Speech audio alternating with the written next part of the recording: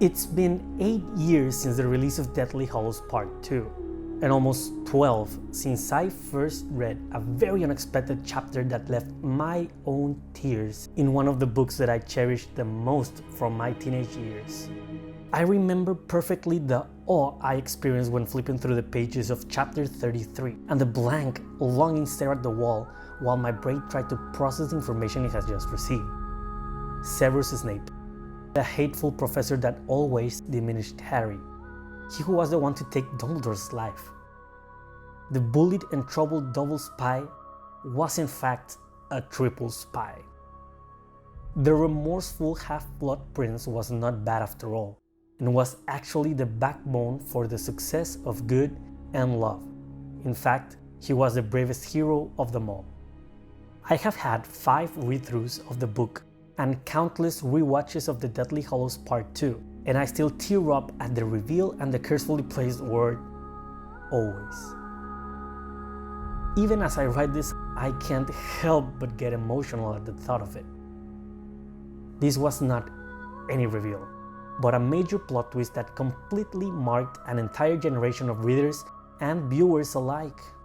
But how was this possible? What made this reveal so surprising yet so satisfying? Well, in this video essay, we will answer how this unprecedented event became so imprinted in the viewer's mind.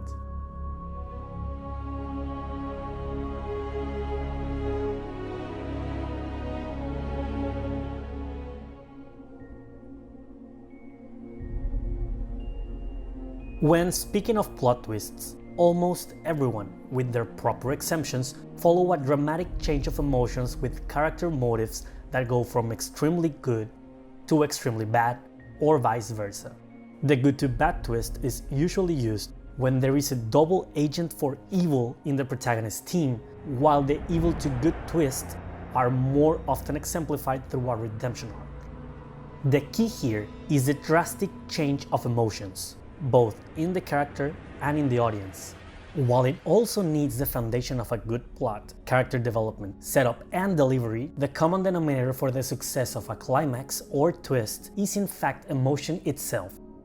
As explained by Robert McKee in Story, the audience emotional experience is best described by 2 main emotions: pleasure and pain, positive and negative.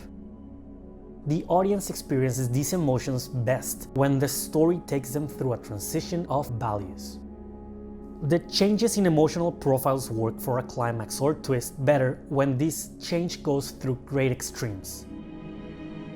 When a change of emotion goes from 0 to 100, or in a 180-degree turn all of a sudden, then the audience gets surprisingly invested. Don't get me wrong, it also has to be earned by the story, or else it will feel cheap even though it has an emotional shift. This same change in emotion is key to balance out what happens to Snape.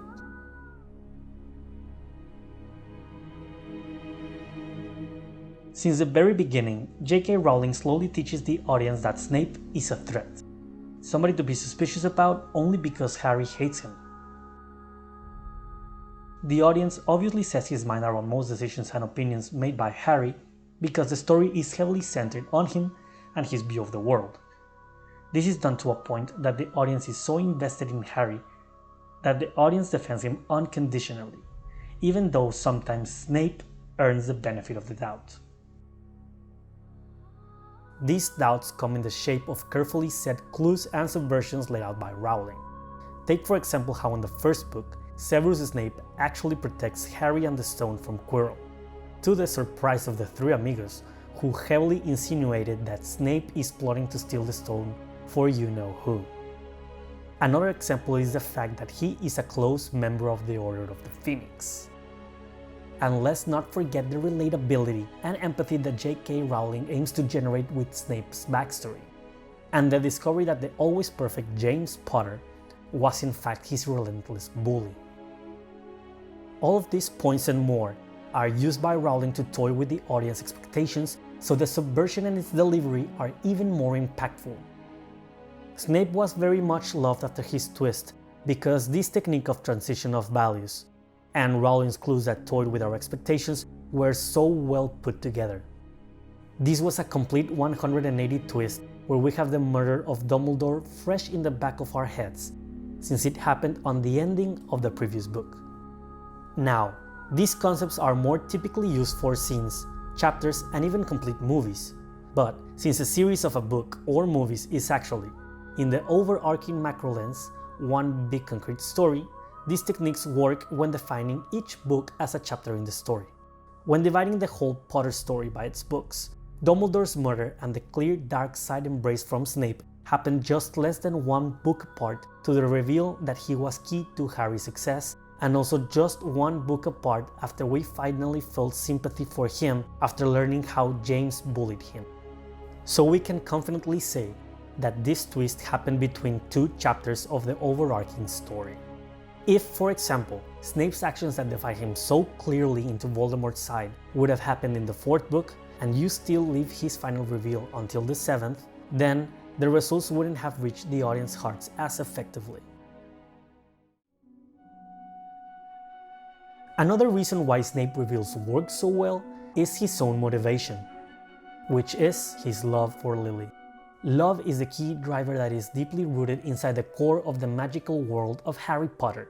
In the series, love is described as something so powerful that when spoken in terms of magic by its characters, it was considered as old magic. A kind of magic so powerful, it even breaks the deadliest curses. Lily's sacrifice is the key that holds the drama together throughout the 7 books, and this is heavily reflected on Snape and in the narrative elements throughout.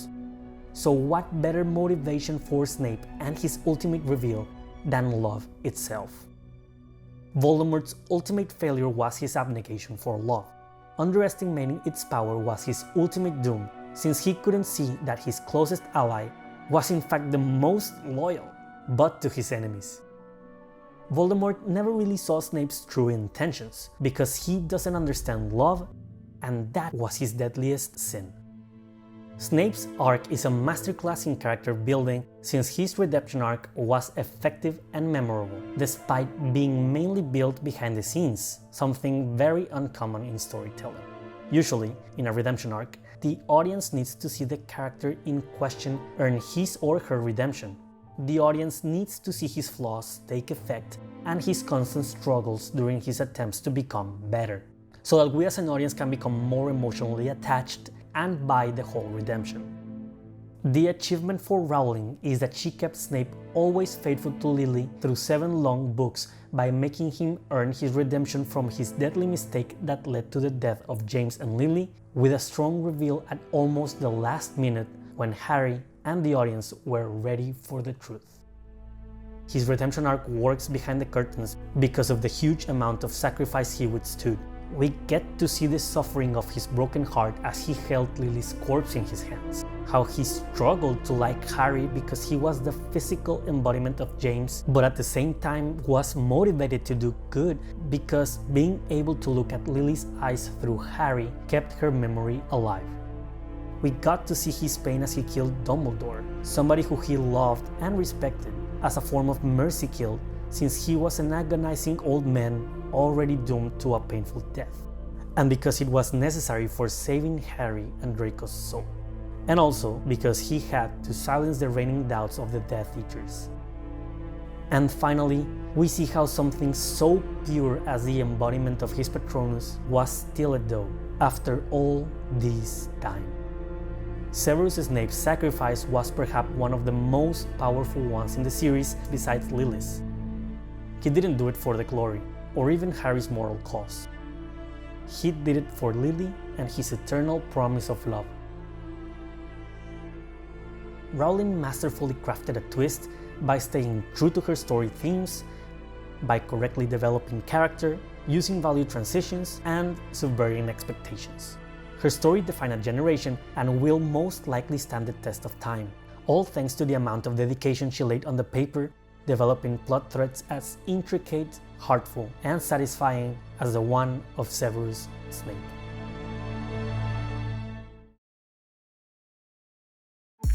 Hey, thanks for watching this video. If you liked it, be sure to subscribe and give this video a thumbs up. Also, be sure to check out our social media, our site, and the other videos in our channel.